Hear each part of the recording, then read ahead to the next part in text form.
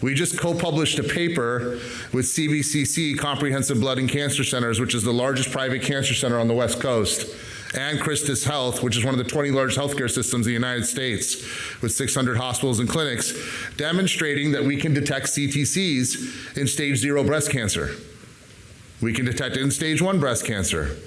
We're about to publish another paper. We have detected 1 millimeter prostate from a blood draw. The sensitivity of the test is extremely high.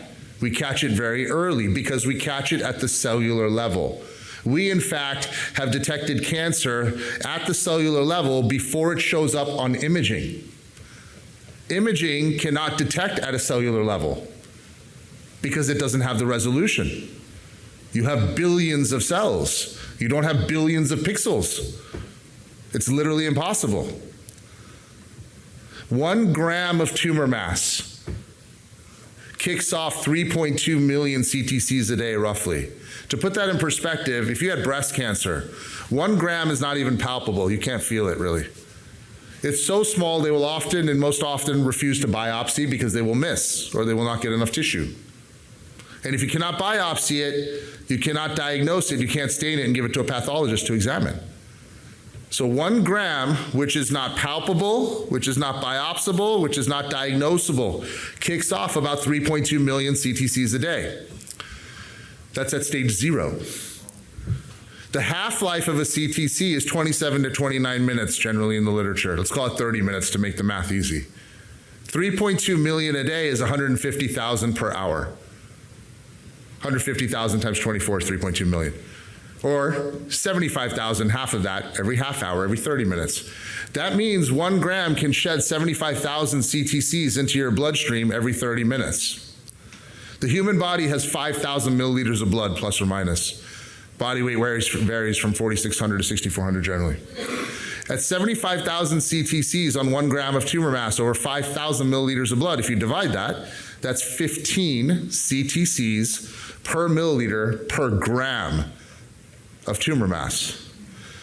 Which means when we take a 40 milliliter draw, that should have somewhere in the vicinity of 600 CTCs per gram of tumor mass. That's at stage 0. A pathologist needs 1, which is why the sensitivity of the test is so high. Because CTCs share certain physical and mechanical characteristics, size, structure, rigidity, lack of malleability, lack of deformability, they're big, they're hard, they're stiff, they don't bend. These parameters enable us to selectively capture those CTCs in our process. It turns out that the physical and mechanical characteristics of CTCs are uniform and homogeneous, the same, across all solid tumor types and their subtypes. Therefore, we will pick them up indiscriminately, irrespective of their source organ, making it a broad spectrum pan-cancer screen. Breast, lung, colorectal, pancreatic, liver, bladder, the principles are the same behind the CTCs. CTCs provide essentially a whole body tissue biopsy. The only novelty here is that we figured out how to take out whole intact tumor cells from a blood sample. Cellular tissue. Everything else we do is standard pathology. Now, in this world of cancer screening, there's a lot of alphabet soup. It's confusing. There's CTCs, ctDNA, cfDNA, MRIs, there's acronyms thrown around left and right. My goal today is to help you understand what those are so you can parse through them and make the right decision for your screening choice, which is our test at Cancer Check. CTCs, circulating tumor cells, are whole intact cells. They have the components of a cell. They have a nucleus, they have a genome with the DNA sequence, they have a cytoplasm, membrane, so on and so forth. When that CTC is dislodged from a primary tumor in transit, typically one of 3 things will occur. A, it will go through cell apoptosis, which is programmed cell death, at which point the cell and its components, including the genome, will fracture into little bits and pieces and be released into your bloodstream. B, it will get eaten by your white blood cells, your macrophages, which is what's supposed to happen.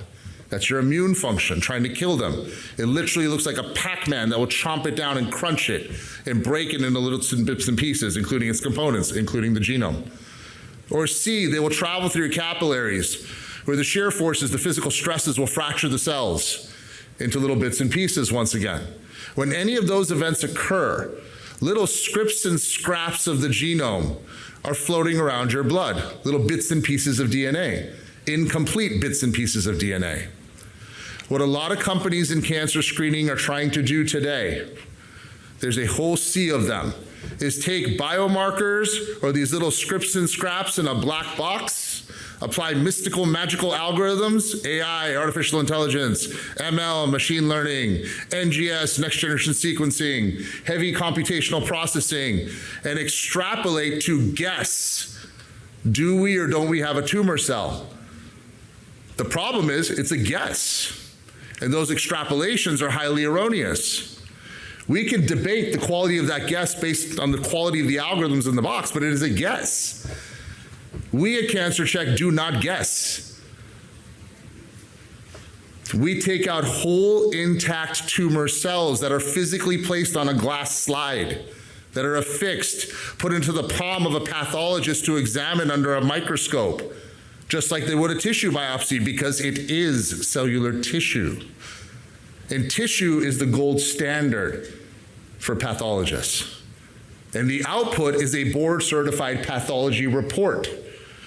Those are the same reports you get from a tissue biopsy. They're accepted by every physician in the world. You cannot practice medicine without them.